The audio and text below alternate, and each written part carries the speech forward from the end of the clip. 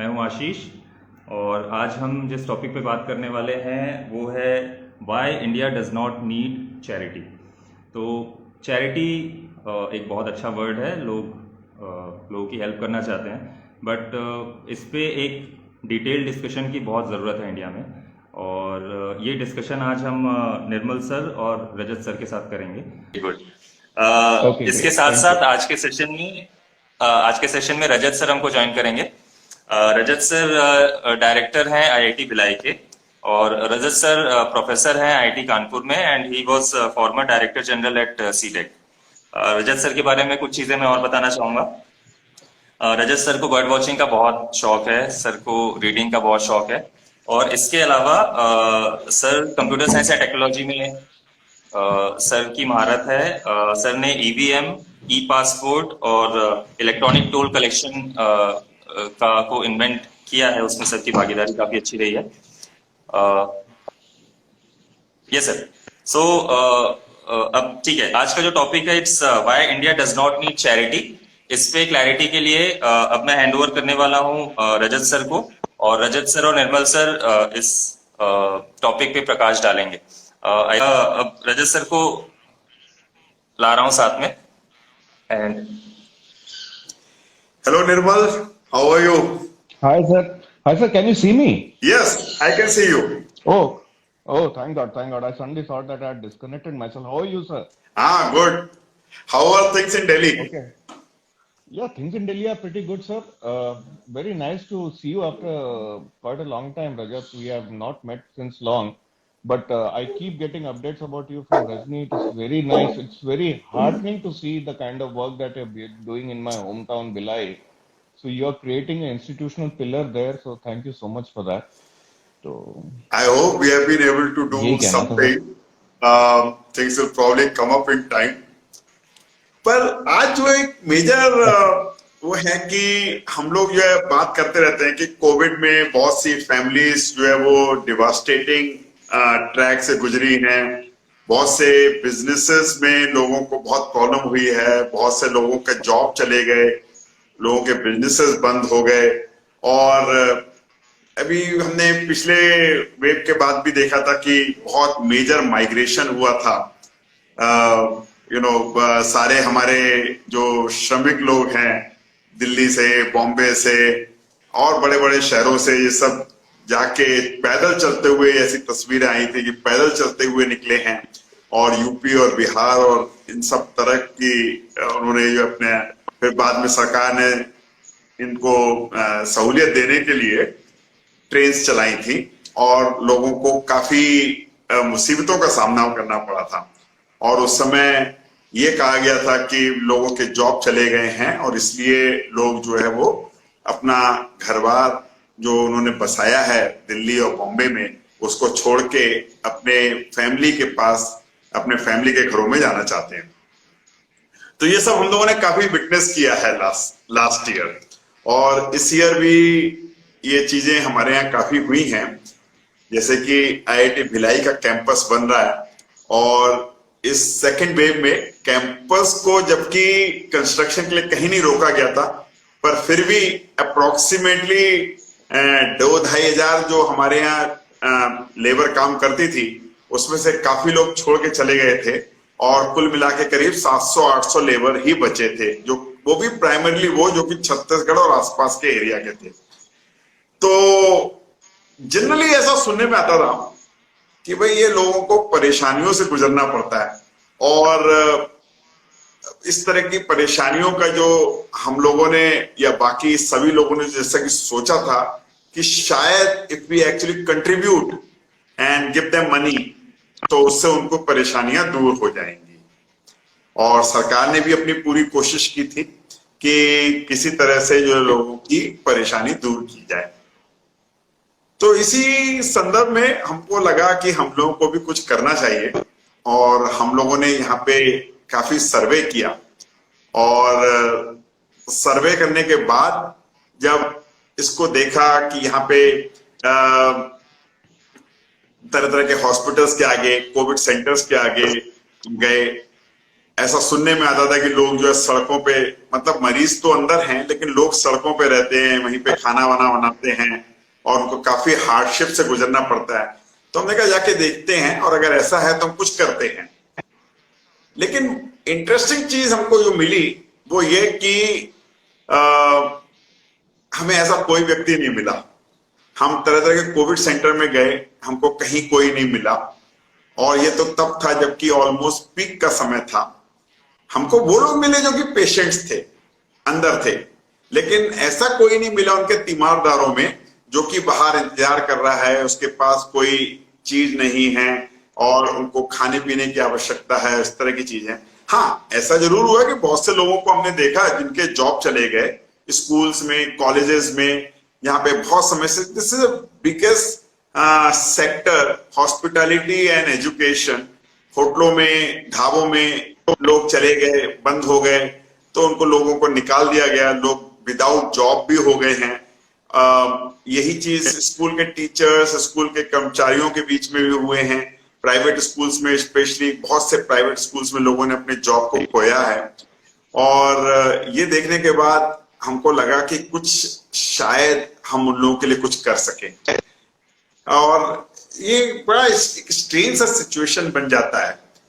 एक तरफ तो ऐसे टीचर्स हैं जिनके जॉब चले गए हैं, दूसरी तरफ ऐसे विद्यार्थी भी हैं जो कि फीस नहीं दे पा रहे हैं या फीस नहीं दे रहे हैं क्योंकि वो कह रहे हैं कि हम तो केवल ऑनलाइन कर रहे हैं एजुकेशन और ऑफलाइन नहीं होती है, तो इसलिए फीस की क्या जरूरत है। तो मुझे इसमें आपका विचार सुनना है निर्मल, कि ऐसा नहीं है कि लोगों के जॉब नहीं गए, ऐसा नहीं है कि लोगों को प्रॉब्लम नहीं हुई, लेकिन इसका सॉल्यूशन क्या है और क्या आपने भी इस चीज को अपने आसपास महसूस किया है? थैंक यू रजत, आपने बहुत अच्छे अच्छे पॉइंट्स उठाए हैं। उसमें सबसे पहले तो एज यू सेड, ये एक्चुअली बड़ा इमोटिव इश्यू है जो हम जो एक साल से गुजर रहे हैं, जिससे और जो फर्स्ट वेव जो कोविड का आया उसके बाद जो हमने माइग्रेंट्स का मूवमेंट देखा था, जिस तरीके से सड़कों से मीलों मील चल के आ रहा है, उसमें से कुछ इंस्पायरिंग स्टोरीज भी निकल के आए हैं। जैसे एक लड़की ने अपने बाप को बिठा के 1200 किलोमीटर साइकिल चलाई, but at the end of the day it was very close to a humanitarian crisis that we went through। और इसकी वजह से जो है, हम जैसे लोग जिन्हें हम अपने आप को रिलेटिवली वेल ऑफ कह सकते हैं, हमको ये सब चीजें देखते हुए काफी तकलीफ तो हुई। And we all in our own levels wanted to do something। तो apart from the emotive issue, मेरा कहना ये है कि it is also something that is a question of economics at the end of the day, because these migrants have over the years proven to be the engine of growth in the economy, especially in the informal sector and also in manpower intensive sectors such as real estate and all that। इनकी वजह से ये जो आपको सुंदर सुंदर building, जैसे मैं गुड़गांव में रहता हूं तो हमें देखने को मिलता है, पूरे दुनिया का यही हाल है। आप कहीं भी चले जाएं तो वहां जो माइग्रेंट लेबर होते हैं, चाहे वो दुबई के हाई राइज बनाए या वो न्यूयॉर्क में बनाए या यहाँ पे, तो ये माइग्रेंट लेबर्स का एक बहुत इंपॉर्टेंट कंट्रीब्यूशन। कहा कि कोई वजह नहीं है क्योंकि आजकल वर्क फ्रॉम होम का जमाना है, तो ये तो चलिए ये वॉलंटरी एक्टिविटी है जो हम और आप कर रहे हैं रजत, लेकिन ये एक अगर एक ऑफिशियल मीटिंग में होता रहता तो मुझे बड़ी मुसीबत हो जाती। पर ऐसा हुआ नहीं। सडनली मैसेज पॉपअप होता है, जैसे मैंने कहा, Instagram is a new medium for me.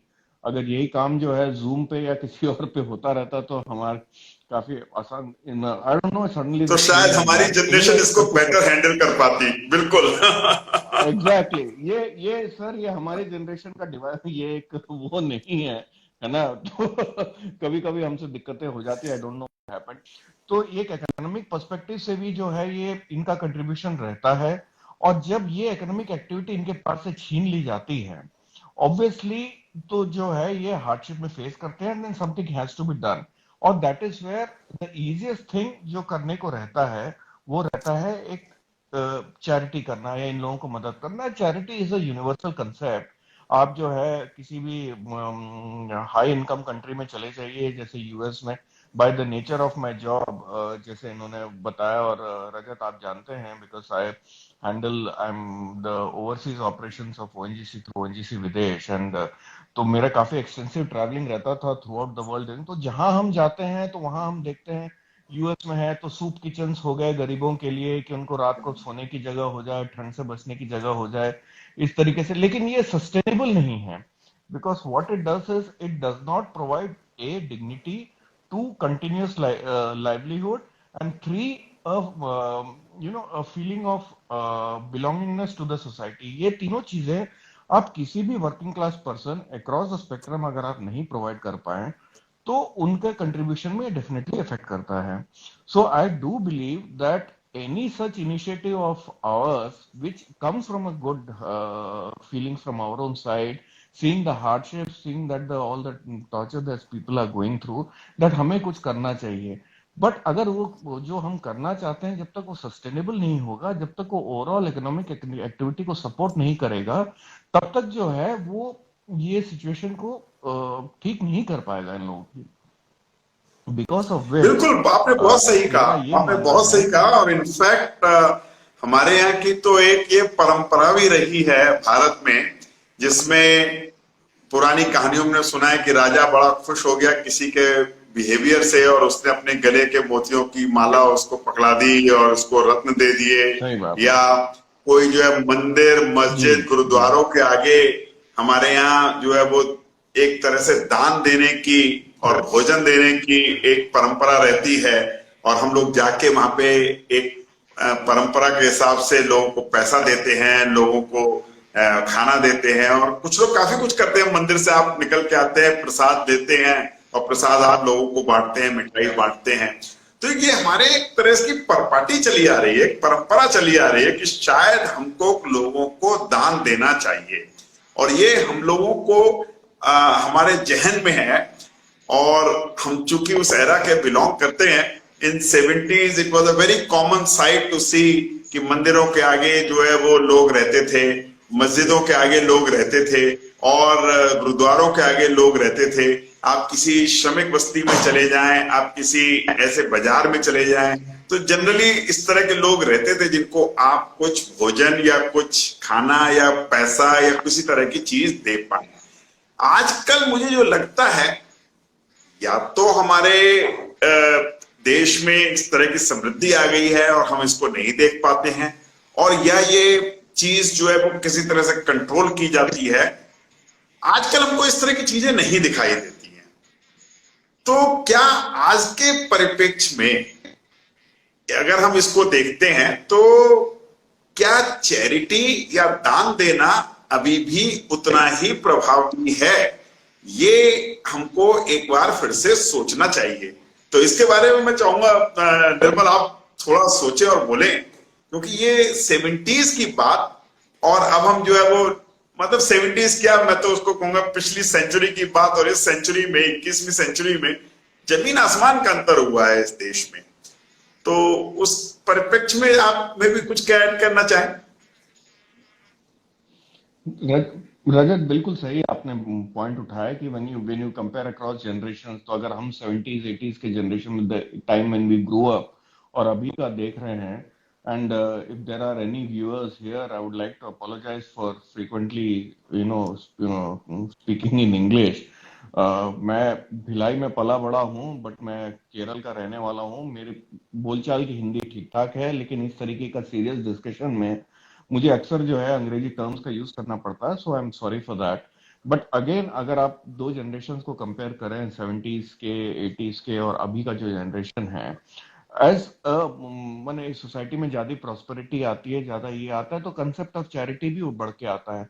मुझे ऐसा लगता है कि 70s में चैरिटी बड़ा ऑर्गेनिक होता था, जैसे रजत ने मेंशन किया, चाहे वो आप टेम्पल्स के सामने और मॉस्क के सामने पाए या इस तरीके से कहें, बड़ा ऑर्गेनिकली सोसाइटी उसमें कंट्रीब्यूट करता था।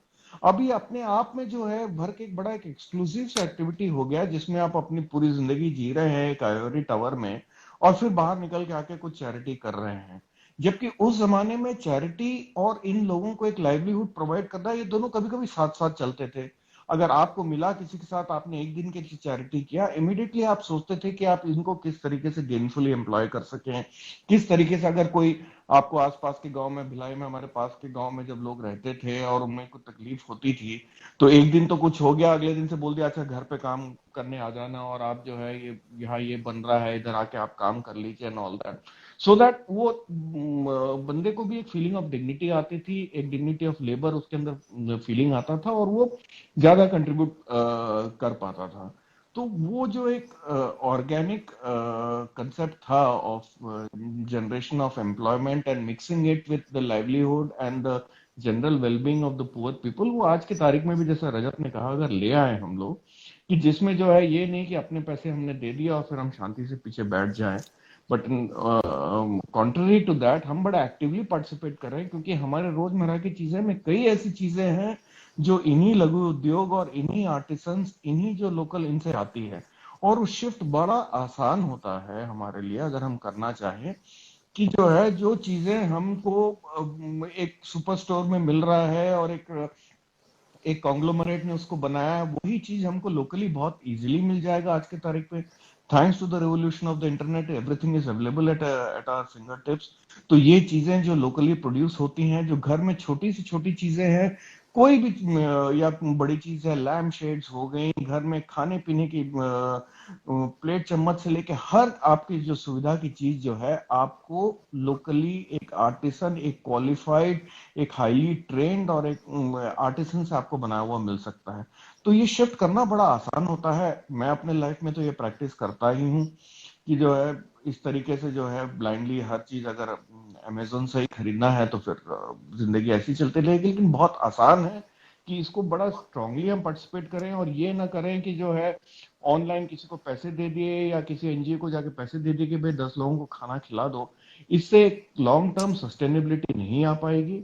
अगर हम अपने आप में ये प्रैक्टिसेस बनाए कि जो हम चीजें ले रहे हैं, रोजमर्रा की चीजें, इससे जो है कितने गरीब वर्ग के लोगों को आमदनी मिल रही है, किनसे उनको लाइवलीहुड मिल रहा है, जिसकी वजह से वो काम कर सके। ये मेरा मानना है रजत। बहुत बढ़िया बात कही आपने। इनफैक्ट आप जो है वो 70s 80s और 90s के दौरान जब आप भिलाई और छत्तीसगढ़ के एरिया को बिलोंग करते हैं, और छत्तीसगढ़ आज भी एक अपने आप में एक पिछड़ा हुआ प्रांत माना जाता है बाकी देश के कंपैरिजन में। अगर हम रायपुर, भिलाई और बिलासपुर, इन 3 शहरों को हम छत्तीसगढ़ से निकाल देते, तो छत्तीसगढ़ आज की तारीख में हमारे बाकी प्रांत, जैसे चाहे महाराष्ट्र कह लीजिए, चाहे केरला कह लीजिए, तमिलनाडु कह लीजिए, चाहे यूपी कह लीजिए, चाहे बिहार कह लीजिए, चाहे राजस्थान, चाहे गुजरात, उन सब के कंपैरिजन में काफी पिछड़ा हुआ माना जाता है। लेकिन चूंकि आप जो 70s 80s की दशक में भी रही हैं और अब आपको यहाँ के भी इस समय का भी आपको एहसास है कि यहाँ पे छत्तीसगढ़ में क्या सिचुएशन है, तो आपको ये लगता है कि यहाँ पे सिचुएशन में काफी इंप्रूवमेंट आया है? देखिए, इम्प्रूवमेंट तो मैं डेफिनेटली कहता हूं कि भिलाई जो हमने देखा है, क्योंकि तब हम जब जिस भिलाई में रहते थे, और आप सही कह रहे हैं कि ये जो छत्तीसगढ़ एरिया है ये पिछड़ा माना जाता था, तो उस जमाने की बात कर रहे हैं तो 70s में तो ये पिछड़ापन कहीं और ज्यादा एक्सेंचुएटेड था, कहीं ज्यादा ये था, जिसमें जो भिलाई की टाउनशिप थी वो अपने आप में एक ओएसिस, एक आइलैंड टाइप की थी। तब वो टाइम था जब पब्लिक सेक्टर्स अपने पीक पे थे, तो इंफ्रास्ट्रक्चर और जो वो प्रोवाइड कर सकते थे अपने टाउनशिप लिमिट्स में, that was unmatched anywhere in the country. और आप शहर से बाहर निकले तो आपको इमीडिएटली ये चीजों को आपको देखने को और सहन करने को मिलता था, where there was so much of poverty around. Compare to that अभी आप जाएं तो पूरे स्ट्रेच में आपको ये प्रॉस्पेरिटी जो है, ये जैसे मैंने ऑर्गेनिक की बात की कि ये ट्रिकल डाउन इकोनॉमी की ग्रोथ की वजह से हर तरह से आपको थ्रू आउट द स्ट्रेच आपको मिलेगा। इनफैक्ट भिलाई आपको थोड़ा ज्यादा डिलैपिडेटेड और पुराना सा लगेगा, और ये हमारा रायपुर से लेकर दुर्ग तक देख लीजिए कितना बूम कर रही है आज की तारीख में। हैविंग सेड दैट, पिछड़ापन अगर आप कहें, क्योंकि जैसे मैंने कहा कि अगर मेरा इंटरनेशनल रहा है तो देश में भी मैं कई जगह रह चुका हूँ, और मैंने कई साल गुजरात में निकाले हैं, और मैं असम में भी रहा हूँ। तो मैं इसलिए ये कह सकता हूँ कि जैसे गुजरात के जो डेवलपमेंट हम जब देखते थे 90s में जाके, तो हमें बड़ा ताज्जुब होता था कि गांव गांव तक रोड्स पहुंचे हुए हैं, सड़कें पहुंची हुई हैं, जहां पे, और सबसे बड़ी बात ये थी कि जो लोकल पॉपुलेस कितनी जागरूक थी कि उसके क्या हक बनते हैं, उसको क्या सरकार से मिलना चाहिए। जो छत्तीसगढ़ में शायद लोग ज्यादा सिंपल हैं और उतना ये नहीं कर पाते अपने हक के लिए। अब टाइम्स चेंज हो गया, मैं उस जमाने की बात कर रहा हूँ जब हम लोग वी वर वेरी यंग। तो but even in those times, like I said before also, कि ये एक एम्प्लॉयमेंट जनरेट करना, एक लोगों को अपने स्किल सेट्स को नर्चर करना और ये सब करना, उस जमाने में पब्लिक सेक्टर का इसमें बहुत रोल रहता, चाहे वो लोकल आर्टिसंस ही क्यों ना हो जाए, लोकल फोक आर्टिस्ट से लेके सब कुछ। जो आगे जाके पद्मश्री और पद्म भूषण जिन्होंने जीता है, वो लोकल आर्टिसंस थे जो भिलाई स्टील प्लांट के लिए काम करते थे। हमारे एक मीटर रीडर होते थे जिनकी डांस ट्रूप थी वहां की, मैं वो लोकल डांस का नाम भी भूल गया हूँ, जो जाके रिपब्लिक डे में परफॉर्म करते थे। और तीजन बाई तो हैं ही, हर कोई उनका नाम सुना हुआ है। तो ये सब लोकली होम ग्रोन आर्टिस्ट हैं जो जिनको उस जमाने में प्रमोट किया गया था। अब पब्लिक सेक्टर भी इस सिचुएशन में आ गए कि they are fighting for survival, तो वो अपने आप में ये सब नहीं रहा, but the larger society is taking care of these things. So this is important कि हम चैरिटी को और कंफ्यूज ना करें with economic activity. Charity does not actually तो contribute to the economy, it is a normal very normal short मुझे term measure. एक जी मुझे एक बड़ा इंटरेस्टिंग सा प्रश्न हमेशा मेरे दिमाग में उठता है, और वो है, ऑफ कोर्स ये तो हमने बस बोला कि 1780s में हमारे छत्तीसगढ़ के ही एरिया में लोगों के पास कपड़े और खाना जुटाने की भी समस्या रहती थी, और उस समय लोग जी जो है वो पुराने कपड़े भी लेते थे। आज की तारीख में आप जी पुराने कपड़े किसी को नहीं दे सकते, और ये बहुत अच्छी बात है क्योंकि लोगों का स्वाभिमान जो है वो काफी आगे बढ़ा है, और ये स्वाभिमान लोगों को काफी एक एनर्जी देता है और एक पहचान देता है। मुझे जो लगता है कि छत्तीसगढ़ में ये चीज बहुत हुई है, और छत्तीसगढ़ चूंकि कंट्री का एक बहुत ही अंडर डेवलप्ड एरिया है in terms of Adivasi area है, और इसलिए जब यहाँ पे ये चीज हुई है तो मुझे लगता है कि बाकी जगह भी हमें पूरे देश में यही सिचुएशन मिली होगी। Chhattisgarh is an example of poverty in some sense. Okay, तो मुझे जो लगता है इस समय गांव में अगर हम देखते हैं, गांव में लोगों के पास थोड़ी जमीन होती है, तो देखिए आदमी को जीने के लिए क्या चाहिए? आदमी को जीने के लिए खाना चाहिए, कपड़े चाहिए, पानी चाहिए और इस तरह की चीज चाहिए। छत्तीसगढ़ के गांव में आज की तारीख में लोगों के पास एक एसेट होता है जो कि जमीन है। उस जमीन में लोग कुछ उगा सकते हैं, जो फसलें उगाते हैं, जो रखते हैं, घरों में रख सकते हैं, 4-5 महीने का खाना जो है वो आराम से कर सकते हैं। और इन जनरल ग्रामीण इलाकों में लोगों के पास ये एक फैसिलिटी होती है। एक दूसरी चीज, एक दूसरी पॉपुलेशन जो हम भारत सरकार की तरफ से भी काफी कहा जाता है, एक नई पॉपुलेशन जो तैयार हो रही है, that is what is known as urban poor. Urban poor वो हैं जो कि बेसिकली स्लम्स में रह रहे हैं, बॉम्बे में बहुत हैं, हर बड़े शहरों में हैं, और उनके पास जमीन के टुकड़े भी नहीं है, उनके पास अपने लिए कुछ बनाने के लिए, खाने के लिए, सस्टेन करने के लिए कोई रिसोर्सेज नहीं है, और वो चूंकि गांव से आए होते हैं और जब भी उन्हें कुछ प्रॉब्लम का सामना करना पड़ता है तो वो लौट के वापस गांव जाना चाहते हैं। क्या आपको लगता है कि उनके लिए चैरिटी करना एक अच्छी बात है, या वहां भी एक स्वाभिमान का एक प्रश्न आएगा, और या वहां पे उनको भी चैरिटी की जरूरत नहीं है? देखिए, मेरा तो ये मानना है कि चैरिटी की जरूरत उनको भी बिल्कुल नहीं है, क्योंकि वो चैरिटी के लिए जो है अपना गांव छोड़ के कई वर्षों पहले यहाँ पे माइग्रेट नहीं किए थे। They came here in search of livelihood, not in search of charity. तो चैरिटी जो है परहैप्स उनकी इमीडिएट तकलीफ जो है उसको, उसमें मदद करने में काम आ जाए थोड़े टाइम के लिए, लेकिन ओवर अ सस्टेनेबल पीरियड वो चैरिटी, इसीलिए हर कोई घर की तरफ जाना चाहता है। ये एक नेचुरल ह्यूमन ट्रेट है। वो जब भी इन टाइम्स ऑफ क्राइसिस आदमी अपने घर की ओर ही जाना चाहता है। It is applicable across the stratum, across everything. जब पैंडेमिक फैला था तो मेरे ऐसे मित्र थे यूएस में जो कहते थे कि हिंदुस्तान आ जाए माँ बाप के पास में, हर कोई चाहता है, और मैं यहाँ बैठा हूँ तो मेरा इमीडिएट ये रहता था कि मैं भिलाई चला जाऊं, सो जहाँ मेरा होम टाउन है, तो ये बड़ा नेचुरल रिएक्शन है to go back to the, but मेरे लिए ये आसान है to make the choice to continue to live there because I can afford to stay in my cocoon. This affordability, this luxury is not available to this class.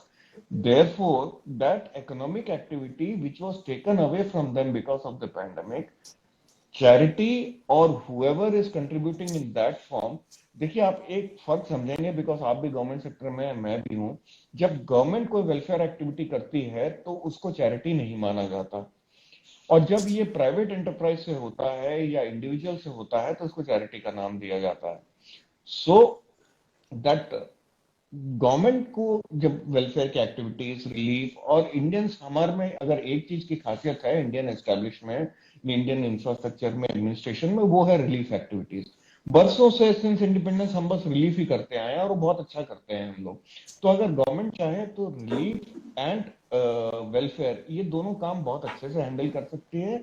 We as private citizens, it is our responsibility to ensure कि जो है, जो livelihood activities हैं, उसको हम कैसे promote कर पाए, how to provide not just the facilities for this people to get back on their feet, but also provide access to markets from which the flow of wealth goes back to them for the economic activity that these people have undertaken. ये sir, तो ये बहुत बढ़िया बात कही आपने. मेरे हिसाब से अर्बन पॉपुलेशन और urban poor came into urban areas in search of dignified jobs. उनको एक ऐसा सम्मान का जॉब चाहिए था जिसमें कि वो अपने आप को रख सके. वो इसलिए नहीं आया कि यहाँ पे उनको पैसा मिलेगा या भीख मिलेगी. ये मेरा खुद का मानना है. और अगर हम उनको एक चैरिटी देते हैं, हम उनको कुछ देते हैं, तो शायद हम उनको उनके ही जॉब से वंचित करते हैं. और उनको उनके जॉब से वंचित करने का मतलब है कि आपने उनको गांव से लाके, जहां की वो अच्छे खासे ठीक ठाक थे, आपने यहाँ पे लाके उनको ना तो आपने सम्मान दिया, और एक तरह से हमने उनको 2 दशक पीछे गंवा भेज दिया, जिसमें कि हम उनको पैसे देने की बात कर रहे हैं. लेकिन मेरा एक ये भी मानना है साथ में कि बहुत से लोगों का ऐसा हुआ है जिनकी रोजी रोटी चली गई है, उनके जॉब चले गए, उनके कमाने वाले घर में कमाने वाले लोगों की डेथ हो गई कोविड के साथ साथ, और उनके पास कोई रोजी रोटी का जरिया नहीं बचा. तो जो मेरा मानना है कि शायद हम उनको जो लड़खड़ा रहे हैं, एंड आई वुड से लड़खड़ाना इसको, क्योंकि वो गिरे नहीं हैं, उनको हम लड़खड़ाते लोगों को ऐसा सहारा दें जिससे कि वो अपने पैर पे गर्व के साथ खड़े हो सके. क्या ऐसी चीजों के बारे में हम सोच सकते हैं? जैसे मैं एक एग्जांपल देता हूं. हमारे इतना, जो आपने भी बोला था निर्मल, कि इतना unorganised sector, almost large part of our economy and large part of jobs are available in the unorganized sector. लोग ऐसे हैं जो कि कपड़े बुनते हैं, साड़ियां बुनते हैं, हैंडीक्राफ्ट बुनते हैं, हैंडीक्राफ्ट बनाते हैं. लोग जो है वो स्कूल्स में, कॉलेजेस में नौकरी करते हैं. लोग जो है वो छोटे मोटे जैसे फ्लैट्स में चौकीदारी का काम करते हैं, और इस तरह के बहुत सारे काम करते हैं. और ये पूरा एक इसी को अगर आगे बढ़ाएं तो लोग जो है वो छोटी मोटी दुकान खोलते हैं, किराने की, आइसक्रीम की, और सब चीजें करते हैं. लॉकडाउन में इन सब पे बहुत फर्क पड़ा है. लेकिन क्या हम कुछ इस चीज को ऐसा देख सकते हैं या देख पाते हैं जिससे कि जो लोगों की रोजी रोटी का जरिया खत्म हुआ है, वो रोजी रोटी का जरिया बनाया जा सके? आर्टिसांस, जैसे कि अभी एक एग्जाम्पल देता हूं कि अभी रक्षाबंधन का त्योहार आने वाला है. हर भाई अपनी बहन को कुछ गिफ्ट देता है. क्या हम उन आर्टिसन से, जिनके यहाँ साड़ियां नहीं बिक रही हैं, जो कपड़े नहीं बना पा रहे, जो शॉल्स नहीं बना पा रहे हैं, क्या हम उनसे डायरेक्टली किसी तरह से खरीद सके जिससे उनको काम मिले? काम मिलेगा तो पैसा भी मिलेगा, उनको काम मिले, रोजी रोटी का जरिया मिले, और वो डायरेक्टली, आज की तारीख में हम और आप तो शायद वर्क फ्रॉम होम कर पा रहे हैं, क्या हम उनको वर्क एट होम का, this is a very interesting thing, क्योंकि they were always doing work at home, can we actually give them a mechanism to do work at home, अपने घर पे उनको काम करने का जरिया दे सके, और उन सामानों को जो बना रहे हैं हम सीधे जो है वो दे पाए। Handicraft is one example. Handicraft तो आज की तारीख में खत्म ही हो गया है, कोई खरीदना नहीं चाहता है। जी। और इस चीज को अगर हम किसी तरह से, ना कॉन्फ्रेंसेज हो रही हैं, ना इस तरह के शादी ब्याह हो रहे हैं जिसमें हम लोगों को गिफ्ट्स देते हैं और हैंडीक्राफ्ट के मटेरियल देते हैं, तो जब वही चीज, जब डिमांड ही खत्म हो रही है तो ऑब्वियसली रोजी रोटी खत्म हो रही है। क्या हम किसी तरह से, किसी तरीके को यूज करके उनको इस तरह का जरिया दे सकते हैं जिससे कि वो आत्मसम्मान के साथ अपना रोजी रोटी का जरिया बना सके? सर, आपने जो है, हम जो इतनी देर ये डिस्कशन कर रहे हैं, आपने इसको एकदम अच्छे से सम अप किया है रजत, कि यही हमारा अल्टीमेट एम होना चाहिए कि जो फेडिंग क्राफ्ट्स हैं और जो ऑनगोइंग जो स्किल सेट्स हैं उसको हम जो है हमारे देश के अंदर नर्चर करके रख सकें, और उनको इस तरीके से जो है एक वर्क एट होम का जो सपोर्ट है वो हम कंटिन्यूसली दे पाएं, और इंश्योर करें कि उनका जो ये स्किल सेट है उसकी जो वैल्यू जनरेशन होती है वो उन तक वापस फ्लो करे, ताकि वो कंटिन्यू कर पाए इसी इसमें, और ना कि इसको जो है सिर्फ चैरिटी करके सॉर्ट ऑफ अपना सोसाइटल ऑब्लिगेशन पूरा करके हम वापस अपनी जिंदगी जिए। ऐसा नहीं रहना चाहिए। हमको एक चेंज इन हमारे लाइफस्टाइल में लाना पड़ेगा, जिसमें जो है ये ऑनगोइंग इवोल्यूशनरी प्रोसेस है हमारे लाइफ में, जब हम कंटिन्यूसली अपने आप में भी ये चेंज लाते रहें कि every act that we do somehow goes to support these people who have not been as fortunate as us in their lives. एक जो मैं एक वाकया आपको बताना चाहूंगा। हम लोग किसी की मदद कर रहे थे, हमको किसी ने बताया कि एक फैमिली है, उसमें हस्बैंड की डेथ हो गई है, लेकिन वाइफ भी काम करती थी। ऐसा नहीं कि वाइफ नहीं काम करती थी। उसको जो मेजर प्रॉब्लम हुई वो ये कि उसके दोनों बच्चे, वो इस कंडीशन की, मेडिकल कंडीशन इस तरह की थी कि वो उनको छोड़ के नहीं जा सकते थे, उनको एक ना एक को किसी को अटेंड करना पड़ता था। और जब हमको किसी ने बताया कि क्या ये प्रॉब्लम है और हमने उनसे बात की, तो उसका सबसे पहला जो परेशानी थी वो पैसे की नहीं थी। उसने कहा मुझे मेरे फैमिली वाले सपोर्ट करते हैं, वो प्रॉब्लम नहीं है, लेकिन मेरी प्रॉब्लम ये है कि मैं अगर ग्रोसरी भी खरीदने जाती हूं तो मैं बच्चों को कहां छोड़ के जाऊं, और मुझे अगर दवा भी लेके जानी है बच्चों के लिए, डॉक्टर को भी पास भी लेके जाना है, तो मैं एक बच्चे को ले जाऊं तो दूसरे बच्चे को कहां छोड़ के जाऊं। ये उसकी समस्या थी। उसने कहा आप हमारी इस समस्या को थोड़ा हल कर दे। ऑफ कोर्स हम उससे पैसे तो नहीं ले सकते थे, इसलिए हमने उसका राशन वगैरह खरीद के उसको दिया कि भाई 2-3 महीने का राशन ले लो, उसके बाद देखते हैं क्या होता है, जैसा भी है। पर इस तरह के सस्टेनेबल चीजें, मेरे ख्याल से अगर हम सस्टेनेबल तरीके इस तरह के अपना सके जिसमें हम उनको इस तरह की सपोर्ट दे सके जो कि एफर्ट वाइज सपोर्ट्स हैं rather than charity wise support, हम उनको उनके पैरों पे खड़ा कर सके और इस तरह की चीजें कर सके, तो मुझे लगता है कि वो ज्यादा प्रभावी तरीका होगा। लोगों को इस तरह से खड़ा कर सकें, लोगों को इस तरह से बोल सके कि भाई आप जो है वो अपना जॉब, अपना जो आपकी क्षमता है या जो आपका लोकल केबिलिटी है उसको यूज करके आप कुछ आगे कर सके। तो निर्मल, मैं आपसे पूछना चाहूंगा।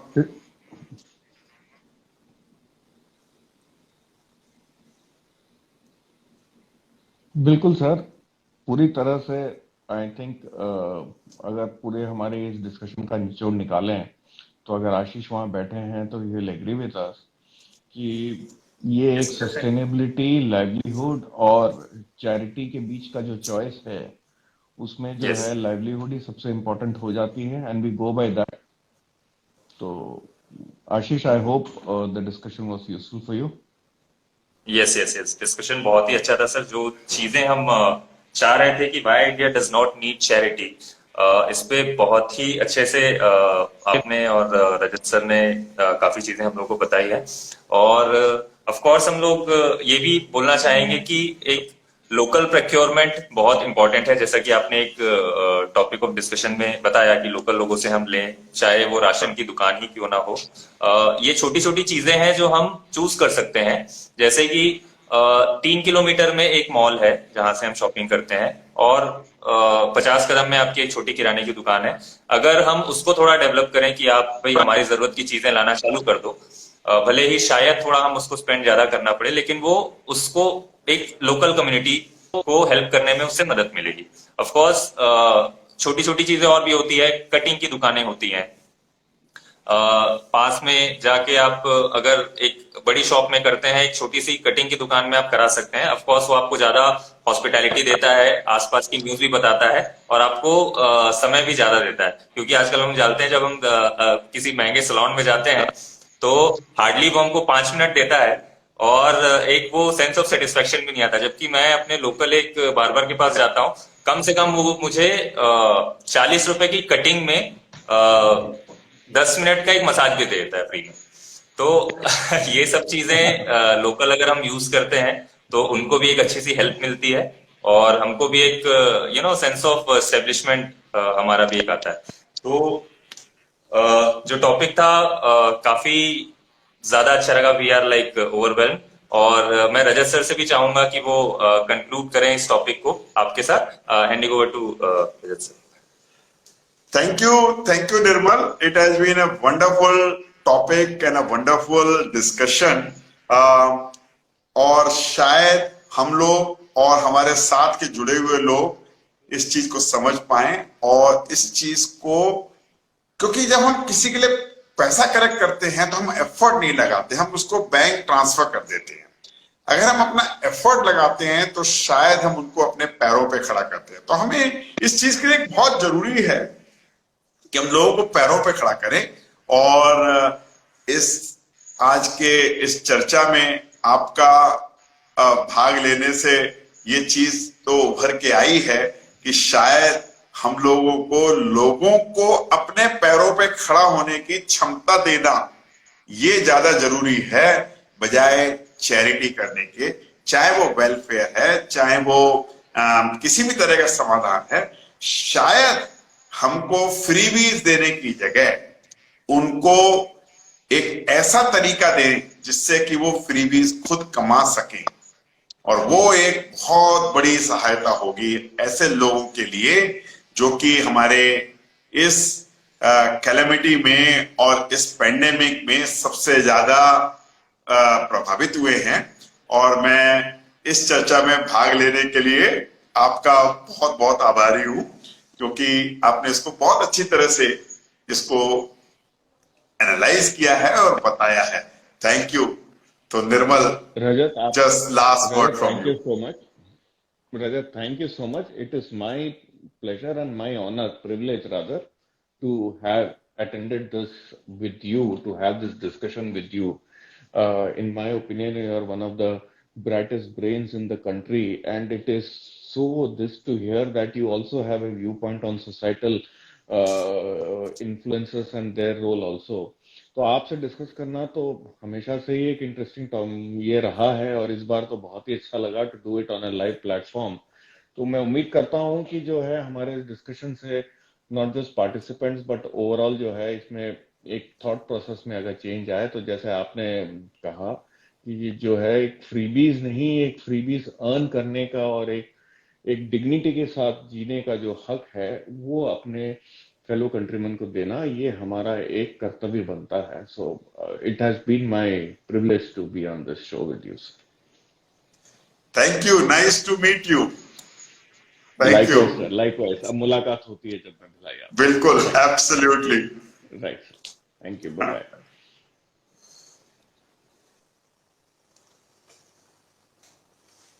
Thank you so much Nirmal sir. और इस डिस्कशन के बाद हम ये भी बताना चाहेंगे कि कुछ मुद्दों पर हम लोगों ने आज बात की कि हमको लोकल लोगों को सपोर्ट करना चाहिए, उनको सीधे पैसे देने की जगह हम उनको कुछ काम दें, ऐसा कुछ बनाएं जो फ्यूचर में सस्टेनेबल हो, और उनको एक कंटिन्यूअस अर्निंग की एक जरिया हम उनको दे सकें। तो इस लाइव सेशन के बाद ये एक इनिशिएटिव की तरह है। ऑफ कोर्स इस डिस्कशन में जो भी हमने समराइज किया है या जो आइडियाज इस पे हमने डिस्कशन किया है उसमें हम आगे भी काम करना चाहेंगे। ये हम सिर्फ एक डिस्कशन की तरह नहीं छोड़ेंगे, इसको हम नेक्स्ट स्टेप में जरूर लेके जाएंगे और कुछ ऐसे लोगों की हम मदद जरूर करना चाहेंगे, हम उनको अपने पैरों पर खड़ा करने के लिए और उन्हें जिस तरह से भी हम उनकी मदद कर सके, उनको एक कंटिन्यूअस अर्निंग प्रोवाइड करने की, नॉट जस्ट चैरिटी, कंटिन्यूअसली वो अपने पैरों पर खड़े हों, उनके बच्चे उनका साथ दे और एक लॉन्ग रन में हम एक अच्छा जरिया उनको जीवन के लिए दे सकें। तो इस डायरेक्शन में हमारे कुछ स्टेप्स आगे भी रहेंगे और हम लोग चाहेंगे कि हम बहुत अच्छे लोगों से और भी जुड़ें और लोगों की सलाह लें और इस डायरेक्शन में काम करें। Thank you so much for joining us on this live. So it's time to say bye bye. Thank you so much.